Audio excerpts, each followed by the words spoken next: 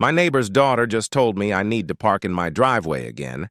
I either don't encounter many entitled people in my day, or I am really good at ignoring people, but this one just took the cake lol. So I, 40F, just got my driveway replaced 2 days ago. Asphalt, not concrete. The contractor told me I could park my car on it again after 3 days. Google said 710. As much money as I spent on it, I decided to listen to Google.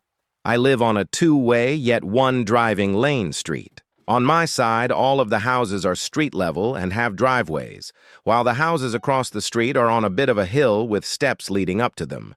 The only street parking is on my side. Their side has an alleyway or service road behind them, where those owners could park. A lot of them chose not to. They'd rather park in front of our houses. Not a big deal. I don't own the street and don't care who parks there as long as they aren't blocking me in. There are 2 spots, sedan-sized, between every driveway.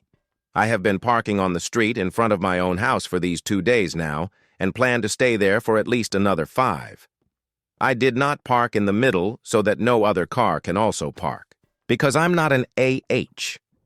One of my across-the-street neighbors has a daughter who is home from college. 19 maybe, IDK. What I do know is she drives a SUV that is entirely too big and won't fit in front of my car without partially blocking the driveway of the neighbor next to me. I'm outside this morning watering my flowers, minding my damn business. And this girl comes over unannounced and uninvited. The conversion went like this. Entitled neighbor. No hello, no pleasantries. Hey, when are you moving your car? Me. Excuse me? N, my truck can't fit with your car there. Me, looks over to my driveway that is clearly still roped off with yellow caution tape. I just got my driveway done. N, yeah, I see that, but it looks dry to me. My dad said asphalt doesn't take as long as concrete. Me. Smiles and goes back to watering. N, you can park your car on it now. Me. Takes a deep breath. Clearly annoyed. Drying and curing aren't exactly the same. I won't be parking on it for another few days. N. No, you need to do it now. There's nowhere else for me to park. What am I supposed to do? This is where my eye started to twitch because not this little girl telling me what I need to do. Me, through clenched teeth. What about your service road? N. My parents park back there. There's no room. Me.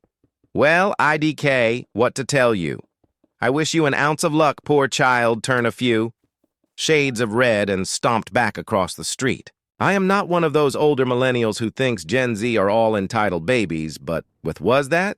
And in case you're wondering, I, WFH, did all my grocery shopping and errand running a few days ago. I have no plans on leaving the house or my spot again at least until Wednesday. She'll just have to suffer edit. Sorry if the formatting is off. I typed this on my phone. Update. Wow, okay, so I didn't expect as many comments as I got, LOL. I also had no plans on doing any updates because I didn't think there would be one. First, just to address a couple things that came up constantly in the comments. Why don't you park blocking your own driveway so she can fit? I considered doing this the day the work was done, but not because of her. She nor her spaceship ever crossed my mind. I was going to do it so that no one could attempt to use my driveway to do a 3-point turn, but I decided not to. Not to be vindictive. I just simply didn't think it was necessary. I genuinely didn't see an issue with me parking on the street. Also, despite the arguing in the comments, in PA blocking a driveway, even your own IAS illegal. I live in a suburb where the PD has nothing better to do than just drive around. I don't actually believe they would enforce it or ticket me for it, though, unless they were truly bored. However, after that exchange, I wasn't going to do a single damn thing to accommodate her. If that makes me the entitled one, then I'll be that. Taking up one space in front of my own house seems, IDK, perfectly reasonable. You can park on it now. Google is being over the top. I actually agree. 7-10 days is a little outlandish. However, my concern is my car sitting there for prolonged periods. If I were leaving every day for 8+ hours, I would be more inclined to start parking on it now. However, I really don't leave often for more than maybe 2 hours at a time, a couple days a week. My car's a 2018 and only has 24K miles on it. I'm a homebody for real, LOL. Also, my driveway previously was crumbling, but also sinking in exactly where my tires lined up. Coincidence? I think not. I hope you have cameras. She's gonna vandalize your car. I do have cameras. In plain view. I also have a motion detection dash cam. But I am not too concerned about that. Like I said, it's a 7-year-old car that's been paid off for 2 years. If she's dumb enough to have to buy me a new one, that's on her. Also, her father is pretty high on our district's school board.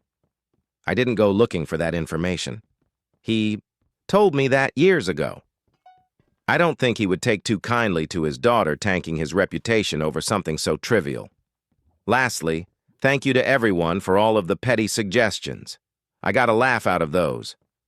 I won't be buying a clunker to sit in front of my house until the dawn of time, but I appreciate the dedication. I hope that context helped because the update is not juicy at all. Earlier today, Sunday, I was outside on a video call with another contractor showing them my fence that needs replaced. My neighbor, the father, was also outside doing yard work. He waved and I gave him a polite smile and continued with my conversation. When he saw that I had hung up, he waved again to get my attention and came across the street. He started by asking me my version of events yesterday, and I told him. He kind of looked mortified and just shook his head and mumbled, "That's her mother." He then proceeded to tell me how his daughter got all of his good traits and all of his wife's bad ones. I don't know what that meant and didn't really care. I will say that I have owned my house for 9 years and have never once had a single interaction with the wife. Only with him. She's never acknowledged me and I'm okay with that. He also cleared up a few things. She's 21, not 19. Not that it matters. I just got that wrong. The Suburban she's driving isn't hers. If you live anywhere in PA, you know we've had some pretty destructive storms over the last couple of months. Well, one of them claimed the daughter's normal-sized Hyundai by dropping a tree on it. She's renting the Suburban because she's going on a 6-week road trip with friends to CA. Not the most fuel-efficient choice, but okay. The important part is she leaves next Saturday. He never sent her over here to say anything to me and didn't tell her about asphalt drying time with the intentions of her bringing it up to me.